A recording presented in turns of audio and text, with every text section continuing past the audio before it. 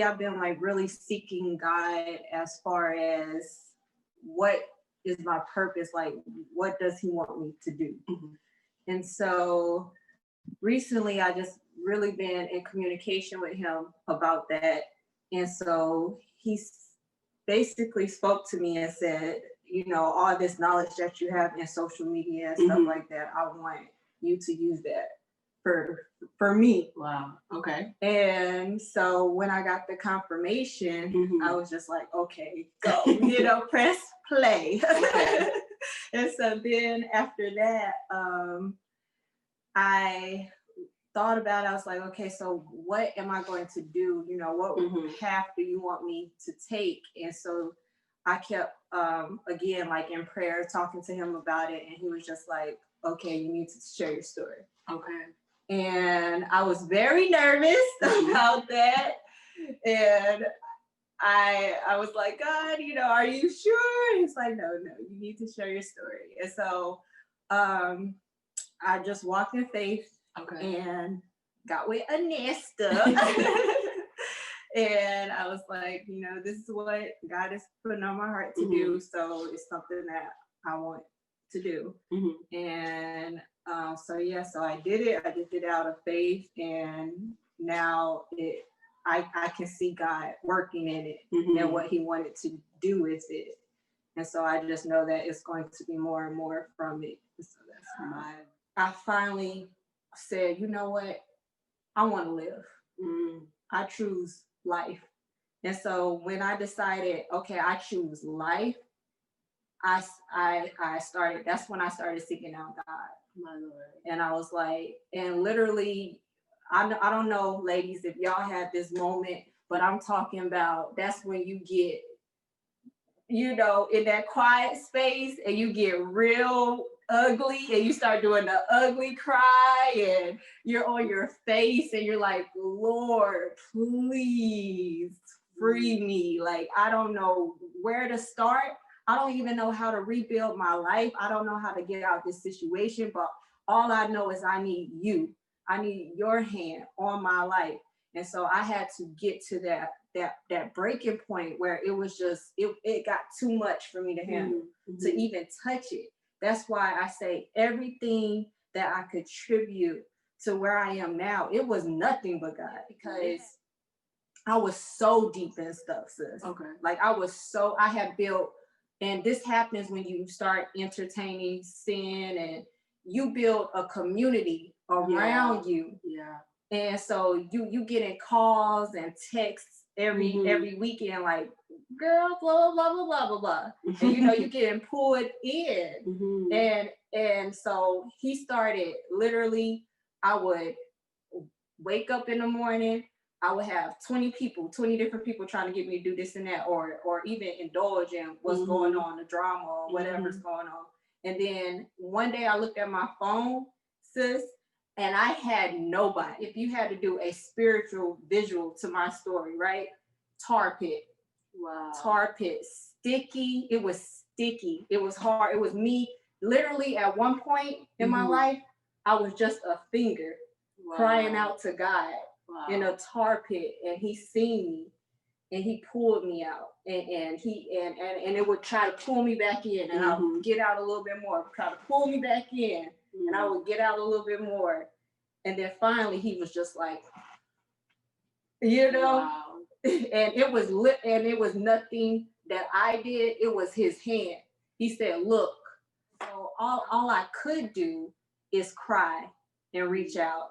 And the fact that he heard me and he's showing me, like, look, every single thing that you have dealt with, I got you out of that. I came in. And just yesterday he was like, look what I did. Like, this, your daughter just turned 7 today, right? Turned 7, but this was yesterday. But he's like, your daughter's turning 7 and look how I just took care of y'all. My God. Like, I was there every single moment, you know?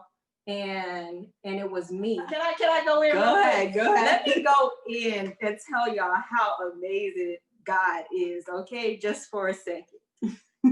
So God kept putting on my heart Romans 8:28, right? Mm-hmm. And it was all things work for the good, Mm-hmm. right? Mm-hmm. And he said, and he kept saying, all. Mm-hmm. And he said, everything that you went through. Mm. I didn't say some. I didn't say that minus the molestation. I didn't say that minus the rape. I said all things work for the good. And so now I can use you for my purpose. And so you don't have to think about these things and be in a depressed state. Mm-hmm. Like these things they don't have to burden you. Mm. Because all things work for my God the good.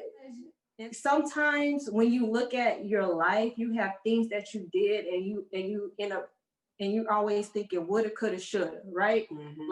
Like parts of my life that I could have done better, right? Mm-hmm. And Lord's like, don't go there. Mm-hmm. Don't go there. First of all, that's your past.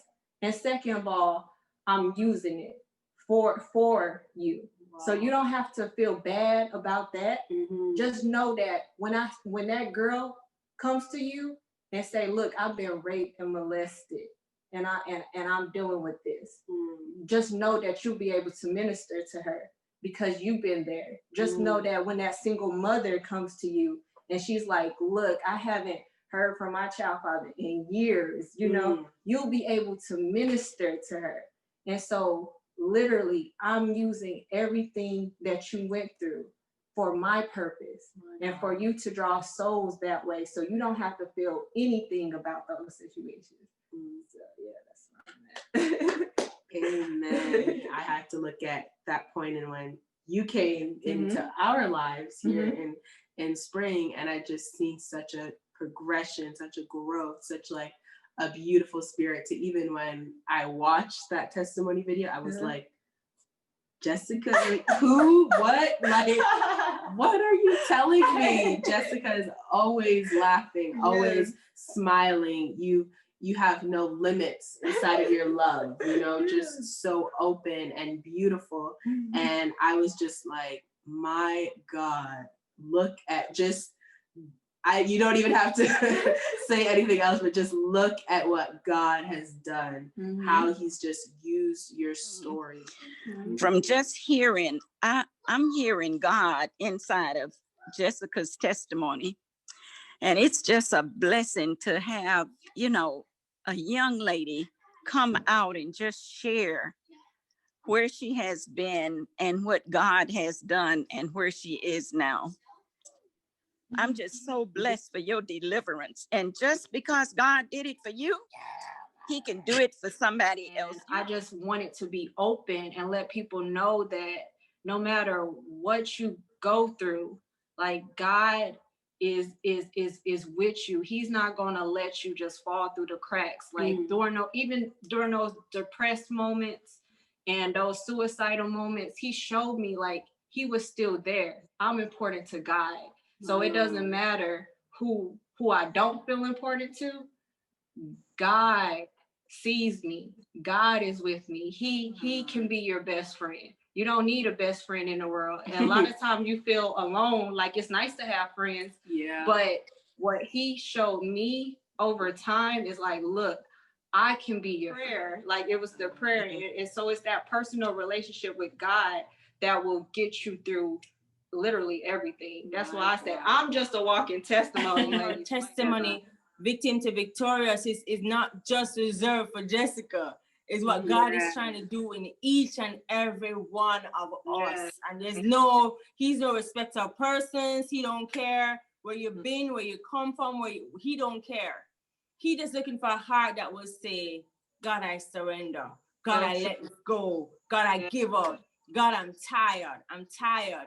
And until we get to that place in our lives where we become so tired of where we are, tired of the cycle of sin, and reach out to God, we will always be stuck.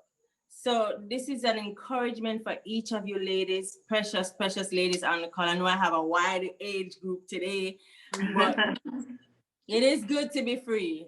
And I want to encourage each and every one of you just to see this as an opportunity that God is reaching for you. If you heard yourself in any way, that's God saying, hey, I'm trying to get your attention. I'm trying to reach you.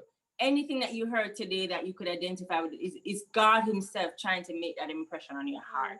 It was a time in my life where I was just over it. I was over the back and forth. I was over trying to achieve this and that, not being able to, hitting walls after walls after walls. I realized that I couldn't do it by myself, that I had no willpower without God.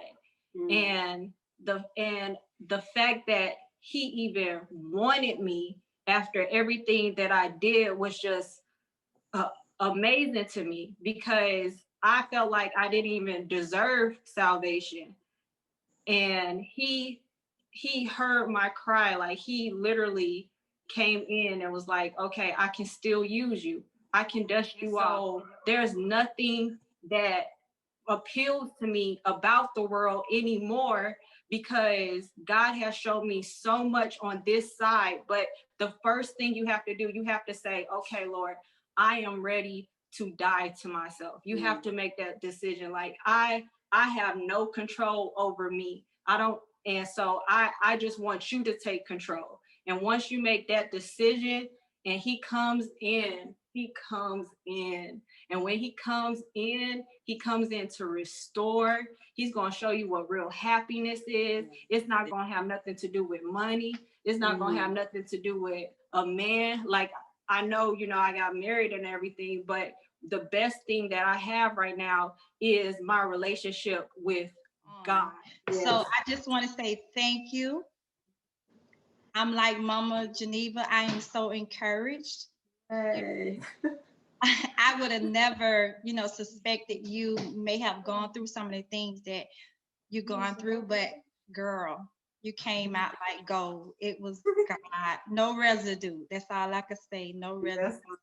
Yes. Y'all know somebody that's going through this, please just share the video to them, because sometimes they need to hear it from a person that's been there. I know how it feels to be that single mother that feels like she has no worth and purpose, and the only thing she's holding on to a little voice that calls her mom.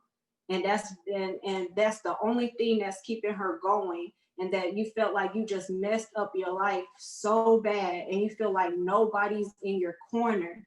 And I just want to show those people that God, he can come in like a flood to your life. The only difference between me and anybody else is that I got on my face. I cried out.